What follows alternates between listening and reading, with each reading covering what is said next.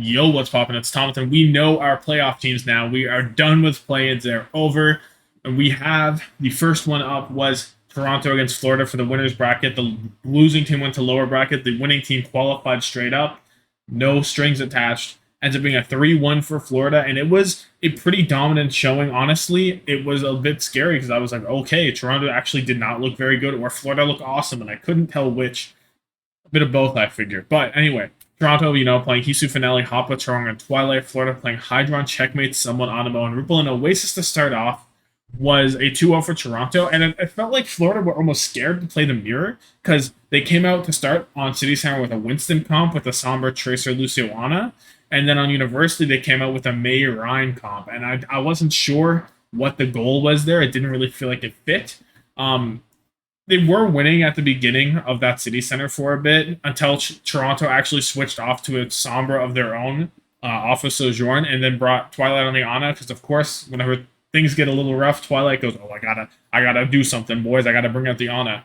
Um, and so that actually was very well in the end. And the biggest problem here was someone was not staying alive. Normally, the way to play the Winston comp on City Center is your Winston goes in, he applies a lot of pressure, he jumps out, and he just never is. He's impossible to lock down, is what you want from your Winston. But for the most part, someone, whenever he went in, there wasn't a lot of living. He was just getting locked down and dying, especially whenever they move over to the Ana. They get that sleep dart that he can't cleanse. There's nothing there for that.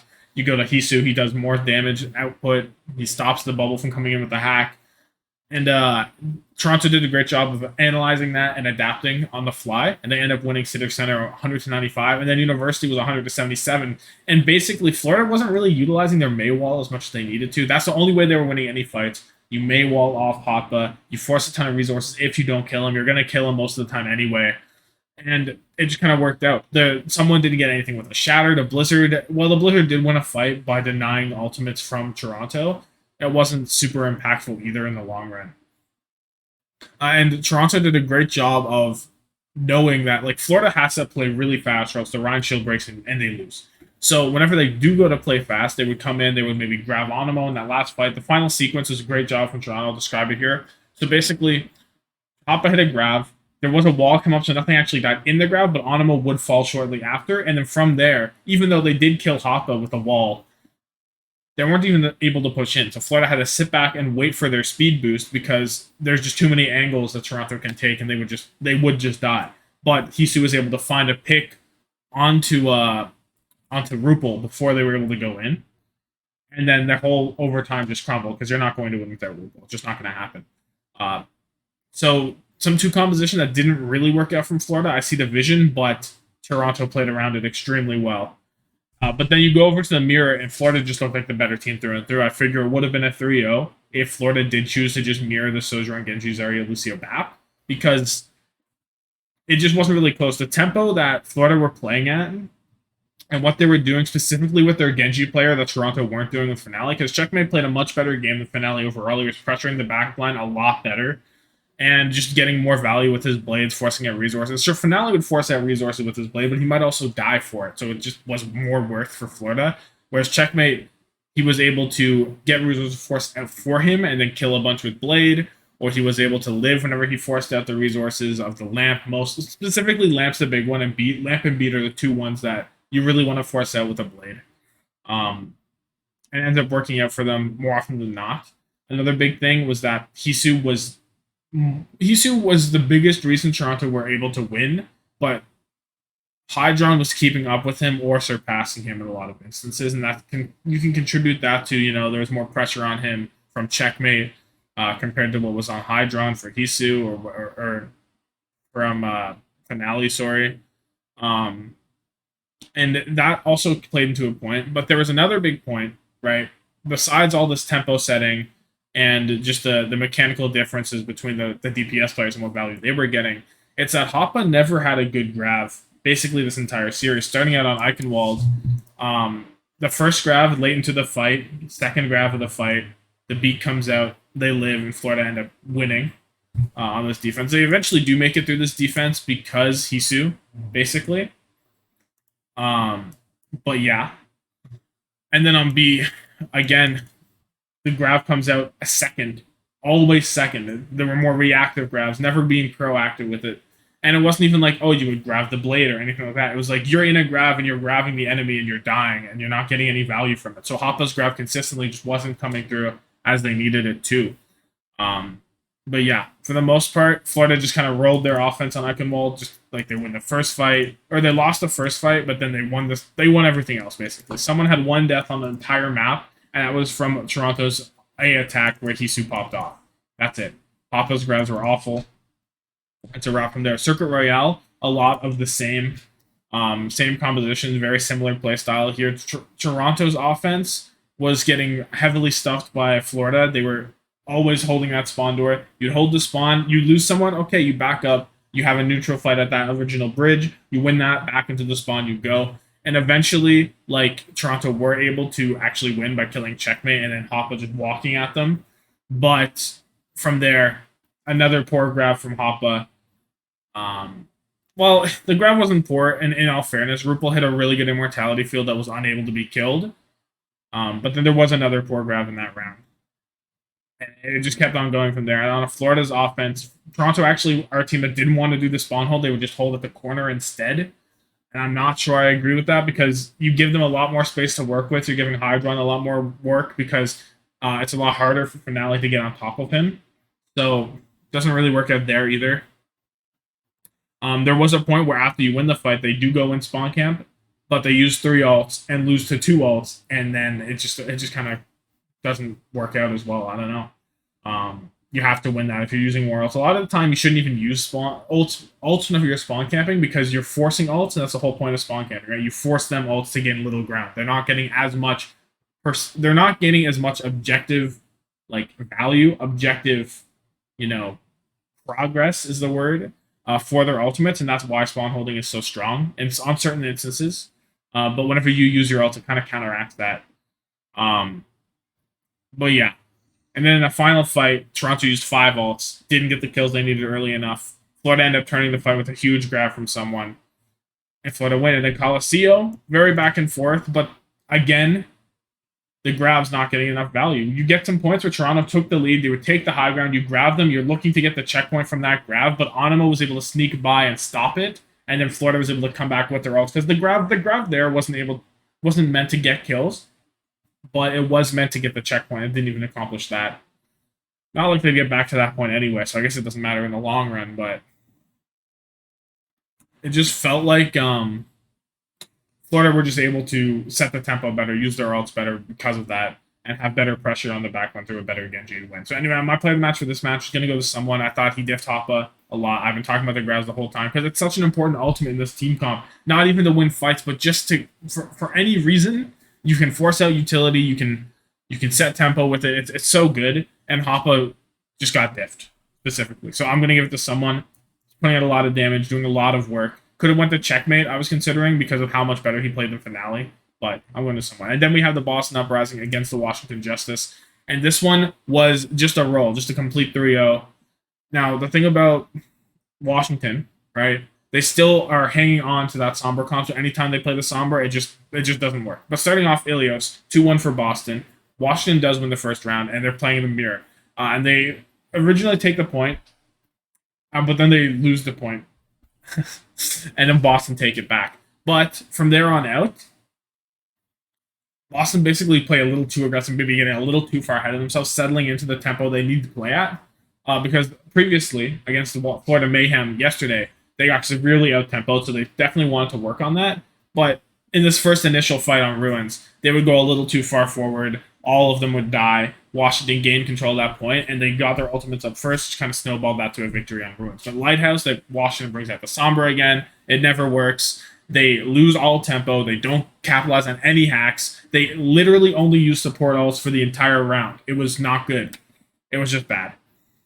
And then on Well, again, Washington for the past 3 rounds, just go to point, take it initially while Boston set up around them and just kill them from the perimeter. And again, it's just Washington. Well, they're not on the Sombra this time, but they're still not setting tempo right. Boston just not giving them any room to cook. And anytime Washington would aggress onto the back line, Boston were able to have their supports live most of the time and trade out support lines, even if they didn't. So Washington looked really good there. On Kings Row, Washington on their offense going to mirror, which is perfect. Um, but it's very much like a snowball because of a poor A from Boston. Seeker got picked off initially, so Boston gives two takes, but on that recontest, they actually just die. So they get 5 minutes going into B, and that gives Washington all the time they need to get through B, and then to get through C even. It just all came back from they had enough space to build up their ultimates and just kind of win out. They just a lot of time to play with, so you don't have to worry about being under pressure from the time constraints. And they eventually were able to cap in overtime, not in overtime, barely before overtime. I believe 10 seconds left. I believe, um, and it basically came down to like scrappy fights and Decay kind of doing some things, but Decay wasn't super popping off. He wasn't super noticeable. Um, just every now and then kind of thing. But then on Boston's offense, you have Washington playing the Sombra again. And this time they just get completely dominated the entire way through. Boston actually, I believe it's the fastest Kings Row offense in Overwatch League history on here. Because they just blistering speed, just boom, boom, boom, boom, boom. Like, I don't even think they lost a fight. I don't think you can to cap that fast. And Washington realized their mistake. They swap off the Sombra. It's just too late. And then they have a minute, so they do get 87% off of their minute because you get a very scrappy fight. But Crimzo hit a really good window. Punk was able to do a lot of damage, and even though he died, they were able to. Crimzo was able to clean up basically, and then Washington get that 87%, and then right off the rip, Boston had 4 minutes and 50 seconds to get two ticks in a bit, and they just win immediately. Victoria hits a trade for Krillin, and they just walk it in. Then you go over to Circuit Royale, 3-2 for Boston, more of the same. Just time no Sombra, thankfully, because I would have been very upset to see a Sombra right now. But too little too late, I guess, from Washington, because they didn't learn. Anyway, in the mirror, we're seeing no Sigma on Circuit, by the way, it just kind of shows, I don't know if this is a case of similar, well, not even similar to the Junker Town meta, or the Junker Queen meta, but it's like, it might just be that maybe the Sigma is just as good, but because you're practicing this comp so much, this one's just better by default for these kind of teams. Because I don't know if Sigma is really that bad. It just probably is. It just probably isn't worth the risk. Because you have to rely on your hit scans so much and your snipers to just kind of get the damage. Whereas this comp, you have a more clearer win cons kind of thing. But anyway, Washington on their offense, they would get all the way to C. But it would not be very pretty. Because you roll through A kind of. You just kind of, well, it's not really a roll, but pretty much. Because you break through the spawn hold really easily, and then they do get slowed down because Victoria's hiding in a plant, and he pops out in the back line and kills a lot. But Boston are still forced to give a lot of space. But yeah. So they spawn camp after. It kind of works out, kind of not. Opener gets an Ajax. And then, I don't know. It just standard Washington stuff, man. It's not too exciting. More of the same. And the problem with this whole composition, not the composition, but with Washington here, is they took so long on B that they had a minute and 30 into C, and then they didn't have any time to build ults. Like, B is a very difficult point, and eventually they did manage to get through with like Assassin on the Blade and stuff like that, but not really anything. Because, Boston come back out on their offense. Washington gets nothing with their spawn camp. They do take their time to push around the bend, and they do lose a fight there, but they're able to win because Assassin in the back line didn't do anything, and they just roll through the front line. Then they get 3 minutes into B, and then they just roll through B immediately. 2 fights, boom, boom, big ult bank, and then they win on C after they lose the fight, and they come back with a grab, and they just win because they just had to get to the corner. So it's pretty easy for Boston. Anyway, player of the match for me is going to be Punk. Legit just killing everyone some fights. There was a lot of times or not a lot, but multiple times where the fight would stop, and it would just be Punk left because he just was the one killing everything in the end. And yeah, he had great support from his team. I was considering giving it to Crimzo because they had really good windows, and that was giving Punk a lot of resources. But for the most part, Punk's the one that's getting them, and Punk's the one that's doing the most. So I'm going to give it to Punk. And then we have the Boston Uprising against Toronto Defiant. One of the teams would make it into playoffs. One of the teams would be eliminated. Toronto make this a 3-0, and it's kind of the opposite of the previous two matches for both of these teams. Because before it was Boston setting tempo, Washington lagging behind. This time it's Toronto setting the tempo all day. An easy 3-0, and Boston just weren't able to compete at the same level for the speed that Toronto was playing. It's a little crazy. And we'll get pretty much a mirror the whole way through. Toronto would play a little bit of Tracer, but for the most part, it's on the Genji. Actually, I don't know why this says Tracer. I'm pretty sure it was always the Genji. I think that was a lie what I just said about the Tracer. I just read it down, but I don't think that's true. Anyway, Toronto on ruins. Boom. Victoria gets a kill on Hisu and Seeker gets Twilight, but then Finale kills third. And that's the biggest thing, is we actually get a matchup where Finale is the better Genji. And that is very rare for the Defiant. And Hisu afterwards in the interview said that they were focusing on capitalizing on Boston having a weaker Genji play, right? Because Victoria, it's not his fault. He's not a Genji player, but he's just not doing what he needs to be doing on the role. And even Finale, I don't think Finale's doing what he needs to be doing, but he's doing a hell of a lot better job than Victoria. So Victoria compared to Finale, you get Toronto in a matchup where they have the better Genji and they're just going to win. Like because they're so good as a team. They're not so good as a team. It's not like they're crazy, but relative to Boston, I think their team play is better, and their only way that Toronto really get held back in a lot of matchups, I think it is mechanically in the flex DPS department consistently throughout this year. Is Finale good enough to compete with the top guys? They don't need to in this matchup, right? They're chilling. So consistently, Finale's coming out on top. Great team play with Hoppa playing on that like Pantheon area at the very top on Ruins, and he doesn't find anything in his grab, but he's just beaming people, and they end up winning like that. And Boston didn't even like get their ults up in time. And same on Lighthouse for the most part. They do actually lose the overtime fight on Lighthouse, which is the only difference. But Hisu was able to overclock in the overtime, give a lot of space, and ended up forcing Boston off of the high ground. And then they actually do a really funny play where Chorong lets Hoppa die in Punk's grab and then beats afterwards to overrun Boston. And I was thinking, well, you could just beat there, but I guess you're not in a position to really do much with it if you're Hoppa or your team, really. So I don't know, but like he had to beat up. He was there. He could have beaten Hoppa, and maybe he would have lived the grab, probably, but he doesn't. So I don't know. Interesting decision there. And then Eichenwald's a 2-1 again. Boston really struggle on A and B. Seeker was legit doing air. This map specifically, he had 60% on overclock with 2.5 minutes left, compared to Hisu, who was doing a lot.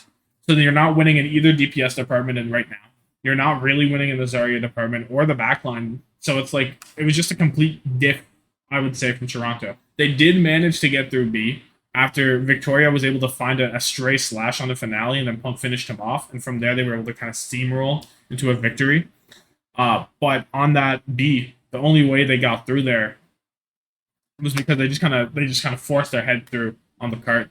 So I don't know. They ended up getting to the bridge, to like the over, not the castle bridge, but the bridge like after that. The second bridge. It's weird how there's two bridges on Eichenwald B. But other than that, it was just Toronto being pretty dominant, better backline pressure, better sniper pressure on the high ground. They were utilizing that extremely well. And it didn't even matter if they didn't need to use as many ults. They had a positional advantage and they just kind of won. And then on their offense, they legit ran it down. 5:45 getting into B, and Punk got isolated right away. Finale kills them. They keep running it. They didn't lose a single fight, and they ended up capping it Eichenwald extremely easily. Circuit Royale, a lot of the same, exactly the same actually, because Toronto pretty much, Boston basically capped through there. They get to B.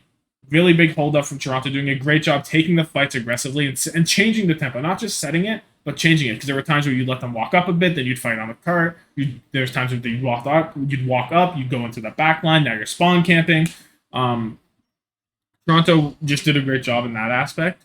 And then whenever they get onto the offense, they easily break the spawn hold. They easily basically roll through A and B. Boston win a single fight, but that was that. And Boston just kind of and Boston fell over and Toronto won. Toronto looked like a better team mechanically, looked like a better team positionally, and this is what you need to expect from this roster. I don't know if they're going to keep it up because they did get kind of rolled by Florida, where they weren't better mechanically or positionally.